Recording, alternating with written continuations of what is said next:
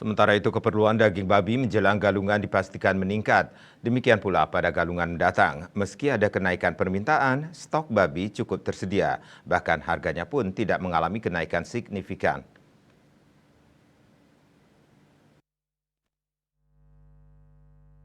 Kepala Distan Kota Denpasar Anagung Gede Bayu Brahmasta Jumat 23 Februari mengatakan, menjelang galungan dipastikan tidak akan kekurangan stok daging babi di Kota Denpasar.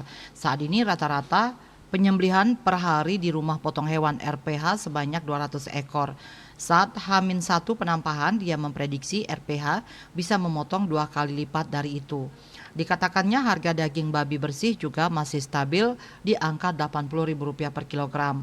Sementara harga babi hidup sudah naik mencapai Rp35.000 sampai Rp40.000 per kilogramnya. Disampaikan proses pemeriksaan daging babi jelang penampahan galungan hanya cukup di pasar-pasar besar saja. Pihaknya tidak lagi menurunkan tim untuk pemeriksaan kesehatan dan kebersihan hewan di rumah-rumah, sebab pemotongan babi di Denpasar masih lebih banyak ke RPH. Alasannya selain murah, pemotongan di RPH juga lebih higienis karena ada pemeriksaan dari dokter hewan langsung. Khusus pemeriksaan, pihaknya menerjunkan 15-20 tim ke pasar-pasar. Mereka akan memeriksa kebersihan dan kesehatan daging yang sudah disiapkan pedagang. Hal itu dilakukan untuk antisipasi kandungan yang bisa membahayakan masyarakat yang mengkonsumsi daging tersebut. Asmara Putra, Bali Post melaporkan.